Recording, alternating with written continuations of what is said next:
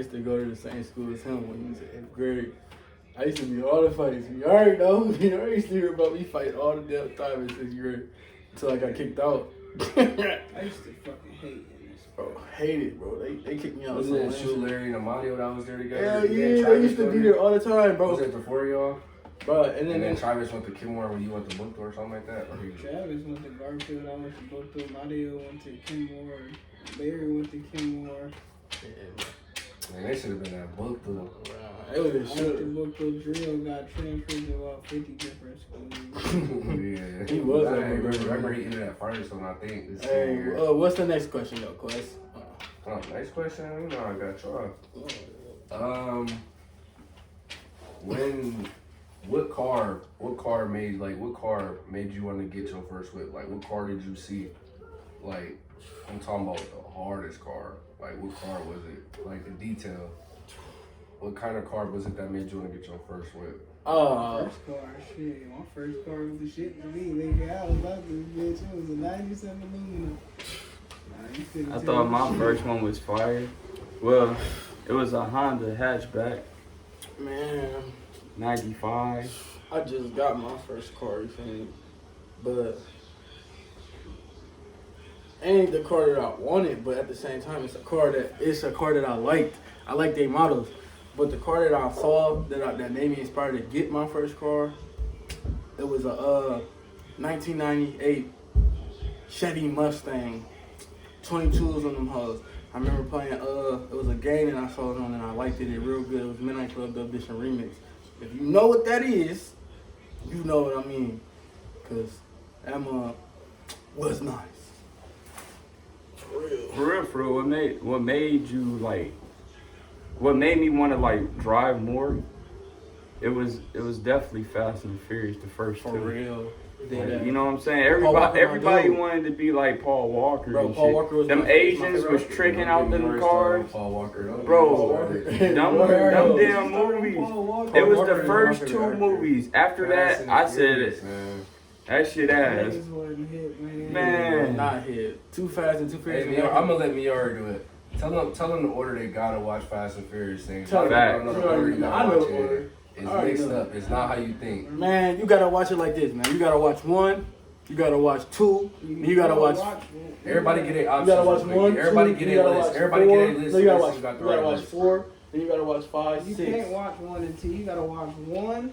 Right. And then you gotta watch, I 2, think 4, because that tell how they went to Mexico. And right. Shit. When he came back, because Paul Walker came back. Mexico. Yeah, because Paul Walker came back. And then you gotta watch number 2. That was between the time they was in Mexico. Number 2 was what happened when they was in Mexico. And then you gotta watch 5 or 6, because then that's when they ended up overseas. With Han and them. And when they got done with that job, that's when Han went to Tokyo. So then you gotta watch number 4. And after that, no, nigga, Tokyo Drift. Remember, it's mixed up. Oh yeah, that's number 4. Or whatever the fuck that was. Bow Wow was playing. And then they thought Han died. Han didn't die. Came back in number 9, baby, make it know. And John Cena. I knew Han didn't fucking die. I knew the same what I thought. Because they brought the other 2 back too, and I was like, alright, she ain't dead. I just figured he didn't, because the way he was looking, he had like a good minute to slide up out of there. Exactly. He had money. He wanted them to think. That's what I think all these artists get big, and then they just, it's easy to act dead with no money, let alone easy to act dead with a lot of money. It's easy with a lot of money. Yeah, for real. What's the next question, Quest? Next question? Wait, Chris, did you give your what you feel like it should be? Man, the niggas here. Oh well, I'll say a Ferrari and a Lamborghini. Okay, Those are the 2 cars. First car you seen that maybe. Yep, definitely the 2 cars. Childhood, I would say, what influenced your career, man? Like what like celebrity, basically. Not like celebrity, you be somebody like successful. Like if you doing music, what was your like first artist? If you doing YouTube, what was like your first actor? YouTube, somebody you seen on screen that made you want to do like you know, it was like the car movies or whatever you seen and stuff like to make you want to be more interested in cars other than seeing, you know, your dad work on cars and stuff. Like what interested you about like that? I'll take this one. I have to say, man, like me, I grew up wanting to be an actor, and I feel like the next thing I wanted to do YouTube. So the person that inspired me to be an actor was Denzel Washington and Will Smith. But the person that inspired me to do YouTube was DDG and Minx. And Minx, he from Martown, you feel me? If you know from Ohio, if you from Ohio, the AK, you feel me? You already know who Minx is. Hey, yo, Minx! Shout out to him, man. And shout out to Will Smith and Denzel Washington, because those are the main reasons why I wanted to act and do like skits and stuff and do like YouTube and then make get into movies and be able to play my role in the movies. But that's me. That's my inspiration. What about you, Chris? I grew up watching Denzel Washington, Will Smith, like some inspirational, like people that made it. You know what I'm saying? Like people don't show love to people that made it from like Akron, Ohio. Like LeBron is our Nipsey Hussle. Yeah. You know what I'm saying? He is really giving back to the city, and people not going to show support that like everybody in the city. I ain't saying like he. I ain't saying he ain't doing shit, but he kind of just doing shit just so he can say he did it. Yeah. But I'm saying like that is our Nipsey Hussle. I ain't saying he is, but he is like. But people not really like fucking with you could do everybody in the city. It's the simplest shit. Yeah, but you know Akron hate. It's some street niggas. It's so many haters. This might be a couple OGs, like you already know some like little older. There might be a couple OGs and dudes you know like that'd be more like what our city look at like a Nipsey Hussle like street like an OG who like give game, learn dudes like don't nothing too much.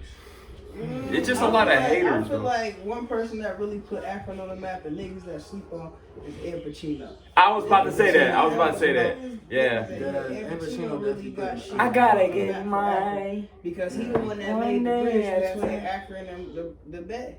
Niggas don't give him credit for that shit. Niggas wasn't taking trips and shit. He was one of the first niggas in the city that had shit going. Like I ain't gonna fake. He had the city shaking. He gave niggas the game like that when he started talking.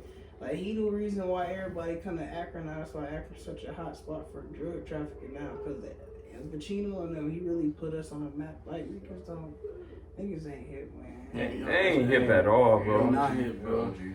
But if we get more shares, like support one another in Akron, everybody will be eating, bro. Like good. Everybody would be making bread, but niggas in Akron they so selfish, much. bro. They so selfish. They want to fucking.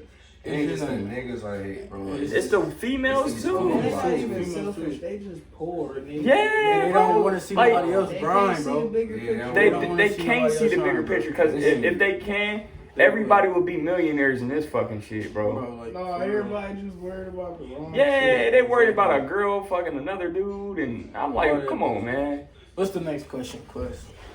Well, matter of fact, who inspired you, Quest? Yeah, who inspired you to do music? Because you do music. You dropped your first album. You working on your second. So who inspired you? Yeah, I'm working on my actual debut. God bless you, man. God bless you, cuz. I would say Meek.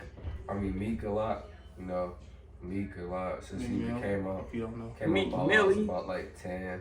I'll say him a lot on the rapper. And even like got Drake is like my top artist all time. Is because probably just because how like versatile he is. Like the reason I try to do a little bit of R&B flow, but I rap, you know. But I try to be versatile. I try to be, you know. At first it was rocky, like you know. I try to perfect my craft, and, you know, just do stuff like so many unreleased songs I got because you know I critique myself. I don't like to just drop anything. But you know it's really coming up, man. I can't wait on tour this summer. Going to family, the gang, we out here. We out here. Tune in, man. This link in the description. Hey, go to Apple Music and go download his shit right now. Go to Spotify, go run it up. You feel me? We have his link in the description of his album and his new song that I feature here too that I'm dropping on. And we do got an intro coming banger soon, so I'm gonna make an intro for our channel. Hey, don't forget, we about to be making a joint account, so tune in. It's the Lit Squad family. You feel me?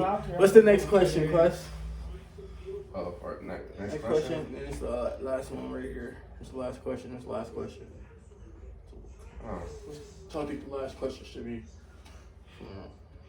I say what they ask. I say last question would be, what was you were saying?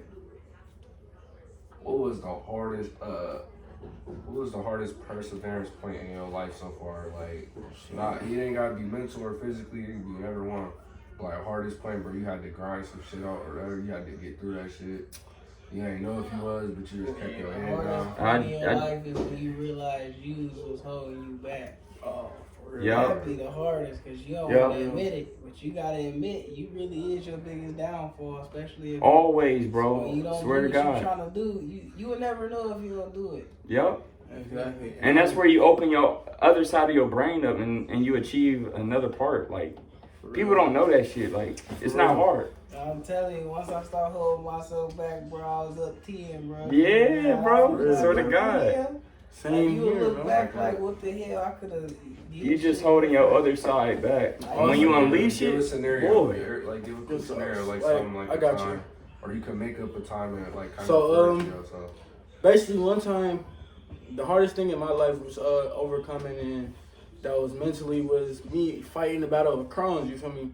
In that battle, you gotta fight the spiritual battle. You gotta fight with yourself, and you gotta make sure that you can't stress. Like, stress is one of the cause of everything in black people. Black people stress over the dumbest shit, and the more you stress, the more shit can happen to your body, and then that makes your body produce that poison in your system, which can cause damage on you.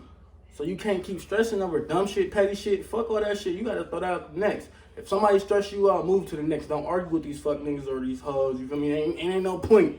Ain't no point. If they not about your money, it ain't about your bag, they ain't about successful, you move on. That's how you handle that shit and get perseverance, and you guys take to yourself. But you can't say that shit if you ain't do that shit for yourself. Don't preach shit and not do it. Period. That's all I gotta say about that. Chris? What you say? It was my arm when my arm got cut open. When my arm got cut open, I thought I was about to get my arm like cut off and everything. I was going through like hard times, but I didn't want to stress because I started using my other arm. I used my right arm, and I'm left-handed. But when I started drawing my right hand, that's when it opened up another side of my body, and I started playing basketball with my right hand, shooting my right hand. It just opened up another side of me that I didn't know I can do, and it's amazing. So just never stress about nothing in your life, and you can do anything for real, man. Shit, YouTube, that's pretty much it, man. I love the way we talk to y'all, man. Y'all got to know us a little bit better, and you got to know the new two people that's gonna be in this shit more often. Cause we got a skit coming in the next 2 weeks. I'm telling you, bear with me. We getting our new equipment and shit, and we gotta get a new editor. You feel me? And we about to throw some bangers. And we coming out with a wood skit. I'm gonna let y'all know what it's called. We coming out with a real remake in the 2020. I mean, you got that 95, 2025. So I mean, you looking at some of the cast right here. You feel me?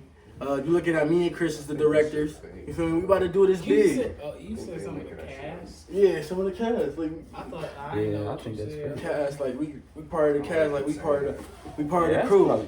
But it's not gonna be the wood officially. It's gonna be our own remake and spin off of it. Yeah, that's what I'm saying. But tune in. We got my brother's link on music, Apple Music on the bottom. Feel me? You got me and Chris. Yeah, go check his music out for real. We got our channel coming in. We about to make a joint page soon. So tune into that. Y'all go subscribe to that channel. We gonna post that link in there once we get that shit made. And it's gonna be called Lit Squad Family. So y'all come turn it up, baby. Turn up with the Lit Squad. You feel me? We out.